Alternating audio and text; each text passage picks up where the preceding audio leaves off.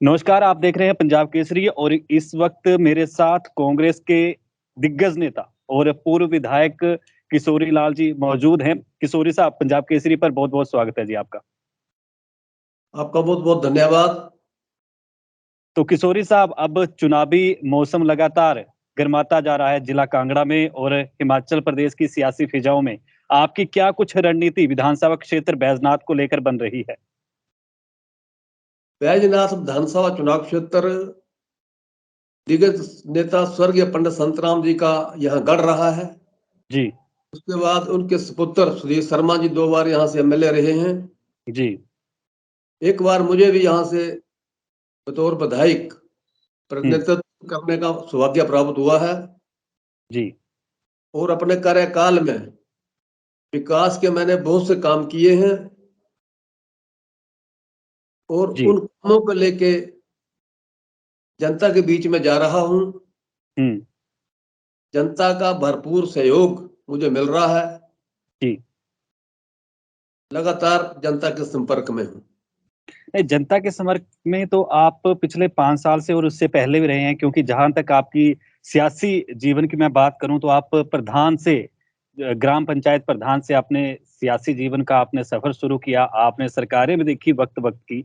वीरभद्र साहब का वक़्त भी देखा, शांता कुमार साहब का वक़्त भी देखा और धूमल साहब का भी देखा। तो वर्तमान की सरकार से आप कितने संतुष्ट हैं? क्या आपके विधानसभा क्षेत्र में विकास हुआ? वर्तमान सरकार घोषणाओं की सरकार है। जी। चुनावी समय में मुख्यमंत्री जी यहाँ आए थे, हुँ, घोषणाएं कर गए बिना बजट के। हुँ, बजट नहीं है, कई स्कीमों के आश्वासन देके गए हैं, हुँ। लेकिन वो चुनावी आश्वासन है, 2 महीने में कोई काम होने वाला नहीं है। नहीं, तो चुनावी आश्वासन क्या, तो जनता और विधायक आप तो विपक्ष में रहे हैं, 5 साल से आप सरकार की छवि को, कारगुजारी को देख रहे हैं। तो अभी आप भी बात कर रहे हैं कि घोषणाएँ किया कर रहे हैं, तो आपको लगता है कि मुमकिन है 50% ही पूरा हो जाएँ ये घोषणाएँ? अभी 2 महीने में कोई घोषणाएं पूरी होने वाली नहीं है। हुँ, चुनावों में चुनावों के समय में लोक लुभावनी घोषणाएं होती हैं, हुँ, ये कोई नई बात नहीं है। हुँ। तो 2 महीने में कोई वर्तमान घोषणा पूरी होने वाली नहीं है, उसकी नोटिफिकेशन नहीं हुई है, जो मुख्यमंत्री यहाँ कह के गए। चलो, राज्य की सियासी फिजाओं और सियासी सवालों पे भी आऊँगा, क्षेत्र की बात कर लूँ। विधानसभा क्षेत्र बैजनाथ बहुत बड़ा गढ़ माना जाता है धार्मिक तौर पर भी, लेकिन सत्ता में आप भी रहे और अब भाजपा भी है। लेकिन आपका जो नेशनल हाईवे पड़ता है मंडी से सीधा पठानकोट तक, तो उसमें जो बैजनाथ का महाकाल वाला एरिया है, चढ़ियार वाला जो रोड है, उसपे बाईपास की व्यवस्था नहीं है, वहाँ पे ट्रैफिक की समस्या बहुत रहती है। तो उस ओर ध्यान क्या किसी का नहीं गया कि ट्रैफिक से निजात दिलवाया जाए? देखिए, केंद्र सरकार ने 4 लाइन बनाने की बड़ी भारी घोषणाएं की थी। जी। 4 लाइन बना देंगे, लेकिन दरअसल में कुछ नहीं है, बैजनाथ में कुछ नहीं हुआ। हुँ, केंद्र सरकार के मंत्री श्री गडकरी जी, हुँ, उन्होंने 4 लाइन की घोषणा की थी मंडी हुँ, पठानकोट, लेकिन जसूर की तरफ ही कुछ थोड़ा बहुत काम हुआ होगा। यहाँ तो कोई ना जमीन एक्वायर हुई है, ना ही किसी को कोई मुआवजा मिला है, ना हुँ, ही कोई कोई काम यहाँ हुआ है। जी, एक कोरी घोषणाएं सरकार ने की हैं हुँ, और इस घोषणा को कई वर्ष हो गए, हुँ। अमली जामा नहीं पहना गया। नहीं, तो आपके जो सत्ता में इस वक़्त बैठे हैं विधानसभा क्षेत्र में, वो विधायक तो कहते हैं मुल्की राज प्रेमी जी की आप उन्होंने बहुत विकास किया और जो पीछे की कांग्रेस का यहाँ पे कार्यकाल रहा, उन्होंने तो किया ही कुछ नहीं। ऐसा है, मेरे कार्यकाल के जो काम है, हुँ, आदरणीय विधायक साहब उसमें अगर सफेदी कर दें, सफेदी बिल्डिंगों में, तो हुँ, बड़ी बात होगी। हुँ, वो अपने कार्यकाल में एक स्कूल की बिल्डिंग नहीं बना सके, हुँ, एक कमरा नहीं बना सके, कोई नई हुँ, नई बिल्डिंग नहीं बना सके, कोई हुँ, इंस्टीट्यूशन नहीं ला सके।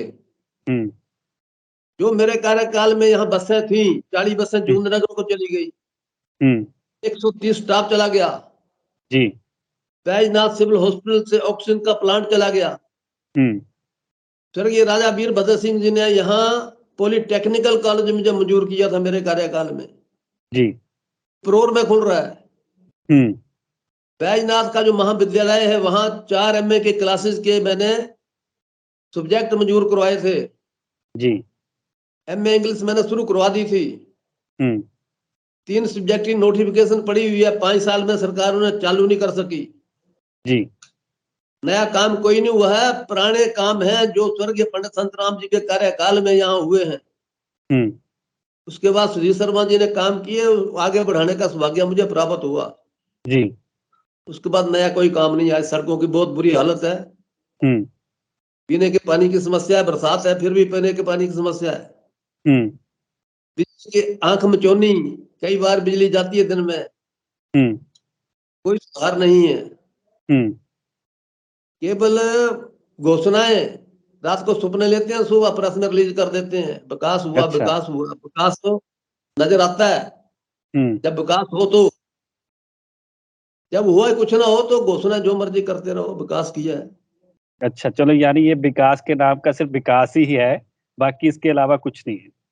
क्यों नहीं है, बोलने को विकास है, बाकी कुछ नहीं। अच्छा। और दूसरी बात कि अब कांग्रेस की अगर बात करूं तो कांग्रेस में काफी उठापटक चल रही है। पवन काजल साहब, पहले मेरे साथ बात हुई तो कहते कि जी वो कहीं नहीं जा रहे, 24 घंटे के बाद उन्होंने भाजपा ज्वाइन कर ली। तो ऐसे में कांग्रेस कैसे चुनावी लड़ाई लड़ पाएगी, क्योंकि आप काफी दिग्गज लीडर हैं। पवन काजल जी पहले ही भाजपा के थे, जी। आजाद उम्मीदवार के तौर पर उन्होंने चुनाव लड़ा। हम्म। स्वर्गीय राजा वीरभद्र सिंह जी मुख्यमंत्री थे, हम्म। उनके साथ वो जुड़ गए जी। और उन्होंने कांगड़ा काफी विकास करवाया और पिछला चुनाव उन्होंने कांग्रेस पार्टी से लड़ा और जीते। जी। अब उनकी मर्जी है, जाना जाना, कहीं जाते हैं क्या आ रहे हैं, ऐसा ही है। इसमें क्या, किसी अच्छा। को कौन रोक सकता है। अच्छा, तो मतलब ये जो छोड़ के जा रहे हैं, इससे पार्टी को कोई नुकसान नहीं। क्या नुकसान है, और आ जाएगा कोई उनकी जगह, और आ जाएगा, पार्टी का सीनियर नेता आ जाएगा कांगड़ा में। अच्छा, तो पार्टी में जो गुटबाजी देखने को मिलती है, और यहाँ पे नहीं, हिमाचल नहीं, कि अगर देश की ही बात करूं, गुलाम नबी आजाद साहब भी पार्टी के खिलाफ काफी शब्द जो उन्होंने अपने लेटर में बोले, उसके बाद जयवीर शेरगिल प्रवक्ता है नेशनल, उन्होंने भी पार्टी से अलविदा कह दिया। आनंद शर्मा, उन्होंने भी ऐसे वक्त में जब चुनावी माहौल हिमाचल में है, अपने पद से इस्तीफा दे दिया। तो ऐसे में चुनाव कैसे जीत पाएगी कांग्रेस? पार्टी में क्राइसिस आया है, इस समय में पार्टी छोड़ना हम्म। दुर्भाग्यपूर्ण है। हम्म। हैं। हम पार्टी के सिपाही हैं, पार्टी के लिए काम कर रहे हैं, करते रहेंगे। हम्म। कांग्रेस पार्टी ने इस देश को आजाद करवाया है। हम्म। जहां सुई नहीं बनती थी, यहां तक कांग्रेस पार्टी ने विकास किया है। हम्म। यहाँ जो सड़कें, पानी, स्कूल, बिजली, हम्म। बड़े बड़े प्रोजेक्ट हम्म। कांग्रेस पार्टी की देन है। जी। तो क्राइसिस आते हैं, कई बार नहीं, पहले भी हुआ है, कांग्रेस नहीं। टूटी है, फिर मजबूत हुई है, फिर मजबूत होगी। जी। लेकिन किसी मजबूती नेता की, के, चलो, चलो, आपने ये बात मानी कि क्राइसिस आते हैं, लेकिन अब जो वर्तमान की हिमाचल की परिस्थितियां हैं, एक एक सीट से दो दो लोग जो हैं वो टिकट मांग रहे हैं, तो ऐसे में क्राइसिस के बीच क्राइटेरिया क्या होना चाहिए जिनको टिकट देना क्राइटेरिया चाहिए? पार्टी हाईकमान ने क्राइटेरिया तय किया हुआ है। जी। एक सर्वे करवा रही है पार्टी, हम्म। जनता जिसे चाहेगी उसे टिकट मिलेगा, हम्म। और पार्टी हाईकमान सर्वोपरि है। जी। जिस टिकट देगी उसका साथ देंगे। हम्म। तो इसमें कोई, पहले भी ऐसा चलता है, दो दो तीन तीन आदमी टिकट मांगते हैं, इसमें बुरी जी। बात क्या है। प्रजातंत्र, सबको अधिकार है टिकट मांगने का। चलो, ये तो आपने बिल्कुल सही बात कही, पैसे भी हाईकमान तय करती है, लेकिन सीएम फेस अभी भी कांग्रेस का कुछ क्लियर नहीं हुआ है। लेकिन दूसरी तरफ जो अभी वर्तमान में बरसात के मौसम में जिस तरीके से आपदा हिमाचल में आई, तो अब कुछ एक लीडर देखे, नाम तो मैं कईयों के क्यों लूंगा, लोग भी देख रहे हैं कि इस प्राकृतिक आपदा के वक्त में अपना चुनावी जो घर घर जा रहे हैं या प्रचार कर रहे हैं, तो अब सवाल उठने लग पड़े हैं कि सियासतदान ऐसा कुछ कर रहे हैं सिर्फ वोट के खातिर। तो क्या ऐसे वक्त में लोगों का साथ देने की बजाय चुनावी अपना प्रचार करना ये सही है? देखिए, जो जो चुनाव नजदीक आएगा, हम्म। कई पार्टियां मैदान में आएंगी, हम्म। और हिमाचल प्रदेश में हिमाचल प्रदेश में जो कांग्रेस ने काम किया है, हम्म। हिमाचल प्रदेश को कांग्रेस ने बनाया है। हम्म। राज्य का दर्जा कांग्रेस ने दिया है। हम्म यहाँ जो कोई भी विकास हुआ है वो स्वर्गीय राजा वीरभद्र सिंह जी की देन है। हम्म तो कांग्रेस का मजबूत किला है और फिर यहाँ कांग्रेस सरकार बनाएगी, इसमें कोई शंका की बात नहीं। आपके विधानसभा क्षेत्र के साथ जिला कांगड़ा के बहुत सी सीटें हैं, पूरा 15-16 सीटें इस जिला में पड़ जाती हैं। तो ऐसे में आप कैसे देखते हैं भविष्य में, क्या सत्ता वापसी हो पाएगी या मिशन रिपीट फतेह होगा? कांगड़ा जिला में कांग्रेस मजबूत है हम्म और सभी जितने 15 विधानसभा चुनाव क्षेत्र हैं जी मजबूती के साथ कांग्रेस यहाँ चुनाव प्रचार में जुटी है जी और ज्यादा से ज्यादा सीटें कांगड़ा से जीत के जाएंगी और सरकार हम्म बनेगी। नहीं, आपने सरकार बनाने की बात कही, मैंने जिससे भी बात की हर पार्टी का नेता तो यही कहता है। लेकिन दूसरी बात ये भी है ना कि जयराम ठाकुर साहब तो मंडी दौरे पर थे, या जहां पे भी जाते हैं ये कहते हैं कि अपना कांग्रेस का जहाज ही डूब रहा है। कांग्रेस अपने ढंग से चुनाव लड़ रही है, इसमें कोई बात नहीं है, क्योंकि जनता का हम्म मत हासिल करना है। हम्म जनता के प्रति कांग्रेस का विश्वास बढ़ा है, हम्म क्योंकि जो मौजूदा सरकार है हम्म उसने कर्ज लेने के सिवाय कुछ नहीं किया। हम्म कर्ज पे कर्ज, कर्ज में कर्ज, बोझ बढ़ा कर्ज का हिमाचल प्रदेश में। हम्म राष्ट्र में विकास कोई नहीं है। हम्म बेरोजगारी और महंगाई हम्म बहुत बड़े दो मुद्दे हैं, हम्म इसको लेके हम जनता के बीच में जा रहे हैं। जी।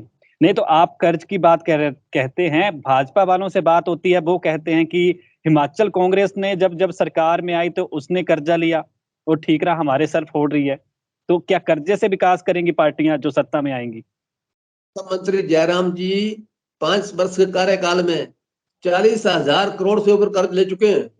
हम्म इन्होंने कर्ज लेने का रिकॉर्ड तोड़ दिया है। जी किस मुंह से कहते हैं कांग्रेस ने कर्ज लिया, हमने नहीं लिया है? हम्म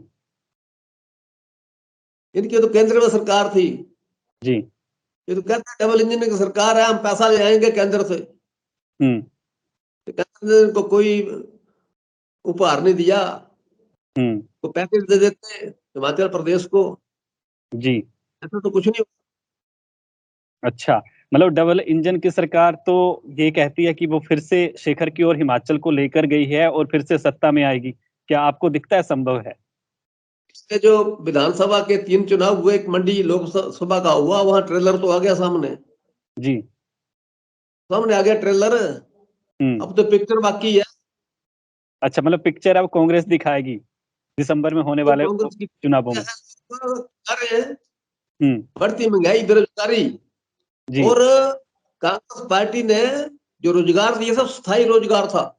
हम्म सेना में अगर भर्ती होती थी 15 साल के लिए रिक्रूट होता था, हम्म इन्होंने 4 साल कर दी। जी जो पक्की भर्ती हो गया 4 साल के बाद क्या करेगा घर में आके? हम्म ऐसी ऐसी स्कीमें बना रहे हैं। जी जीएसटी और नोटबंदी ने बेड़ा गर्क कर दिया हिंदुस्तान का।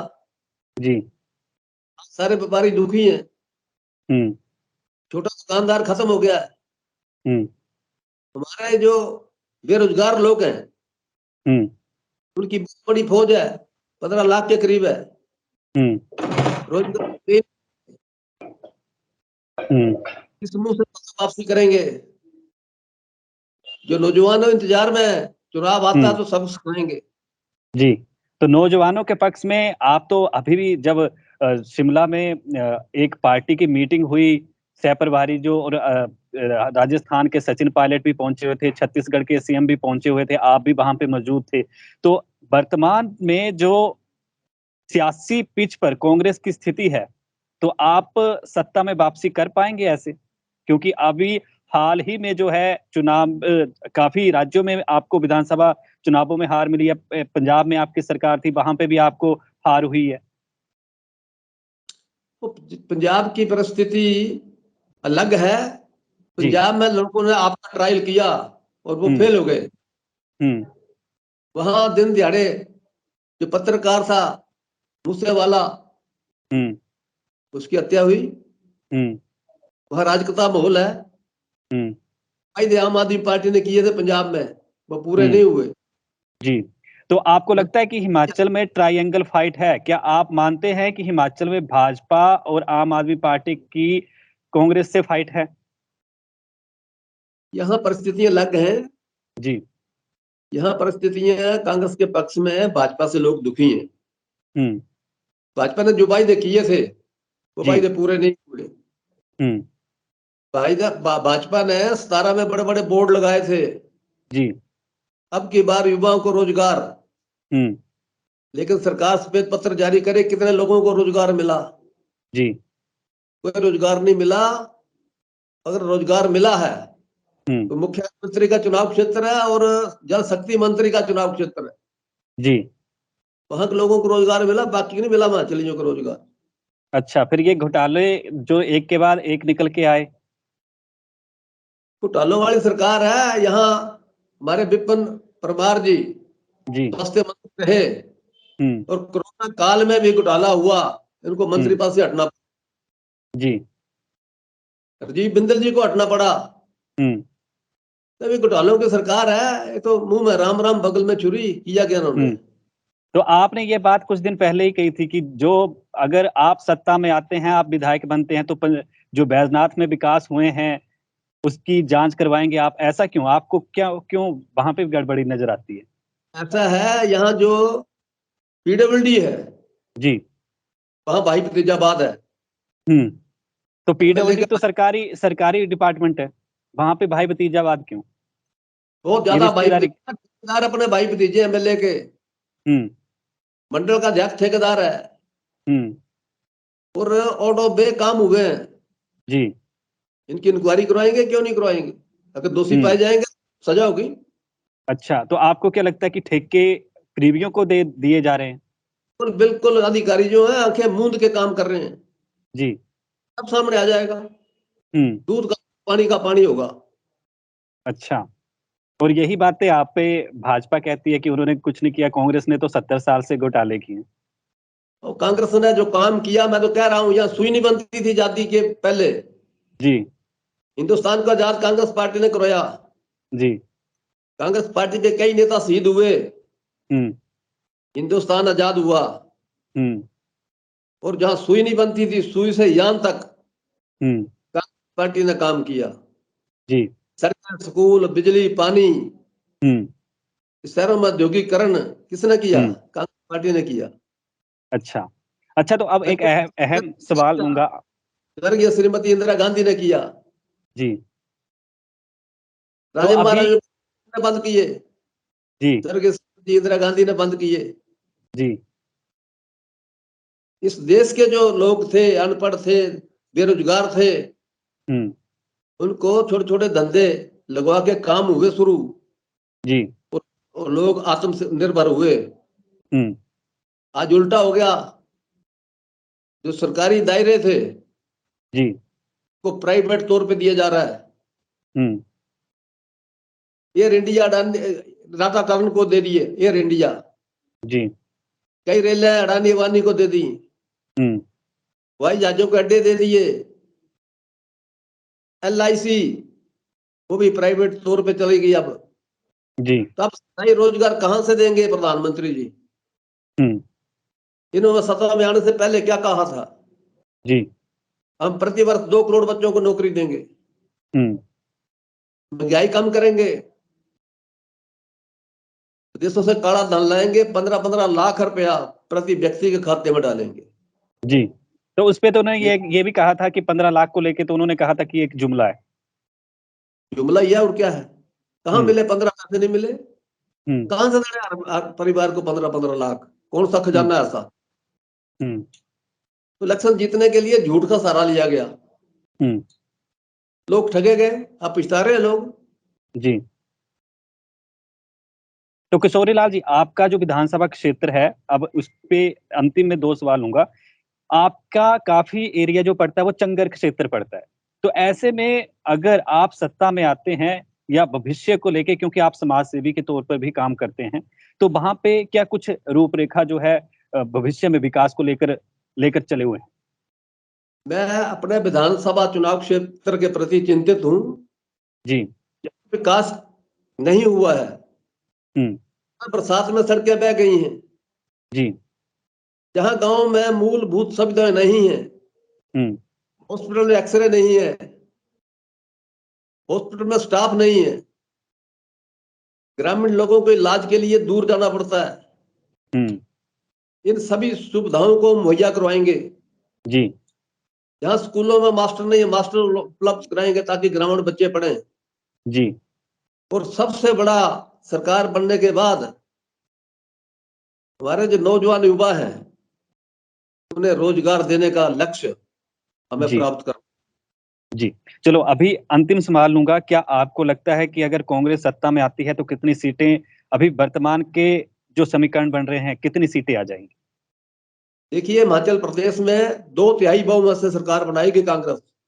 जी। ये बिल्कुल साफ है। जी। मैंने पहले भी कहा, बाई इलेक्शन में हिमाचल प्रदेश की जनता ने जी। भारतीय जनता पार्टी को ट्रेलर बता दिया है।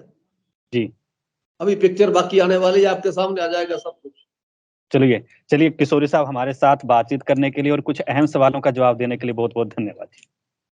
आपका बहुत बहुत धन्यवाद। आपका चैनल का मैं बहुत बहुत धन्यवाद करता हूँ। जय हिंद, जय बाबा बैजनाथ।